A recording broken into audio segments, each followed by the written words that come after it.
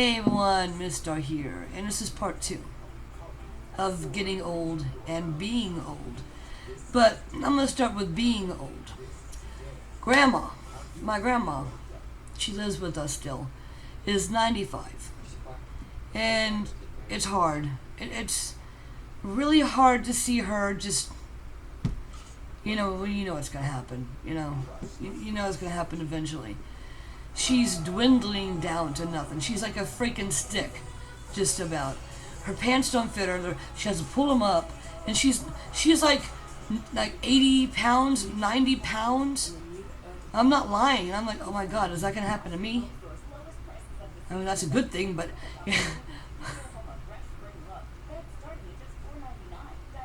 That would be a good thing, that part. But you know, damn. I mean, you can't touch her without having a bruise on her. She has bruises up and down her arm. She just bump it like that. Fucking bruise. You know? A big old black and blue bruise. You know? You can't. Oh my god. It's awful. I'm like sitting there thinking, oh god. Oh god. Hope I don't live to be that old. You know? And everybody tells you, oh, you're blessed. Oh, you're blessed. You know? Have your grandma, you know? You want to live with her? But, it's a blessing to live that old. Is it? Is it a blessing to live that old? Deteriorating and you can't die? I mean, you're miserable. You're crumped over with a walker. You have bruises up and down your arms and legs, and that's a blessing. Tell me why that's a blessing. I don't know if that's a blessing or not. You know, looking like a crypt keeper, you know, is that a blessing? You know, when you get older, you start losing, you know, a lot of people lose their hair, or, you know, they can't walk, or, you know, they have all this shit that's keeping them together, you know, stents and bolts and nuts and a pacemaker. My grandmother has a pacemaker. My God. She must have had this since the 80s, because this thing is so massively huge. And it's, oh, I just wanted to cry every time I see it. It's like bulging out of her skin. This thing is freaking massive. How? No.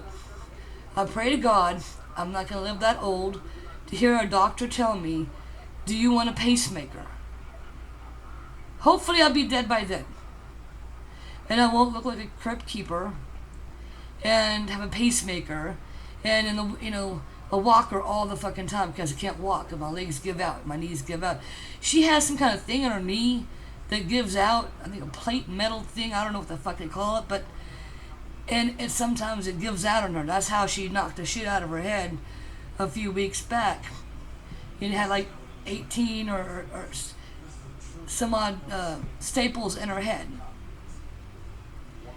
because her knee. She was walking with a walker to her desk, and her knee gave out, and she slid and hit herself against the door, and she had blood gushing out of her head. That's what happened. She was like saying my name. She's coming out the door. I was like, holy shit! Oh my god, no. She's a tough cookie. She is not made from this world. I think she's a fucking Martian. I mean, I seriously think she's a Martian, because there ain't no one that tough.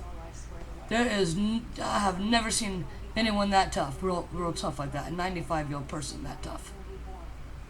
Shit. But anyway, I think that's all I wanted to say, and I'm going to relax and play with my puppy and play my game. So, I'm in for a hell of a ride, ain't I? 49.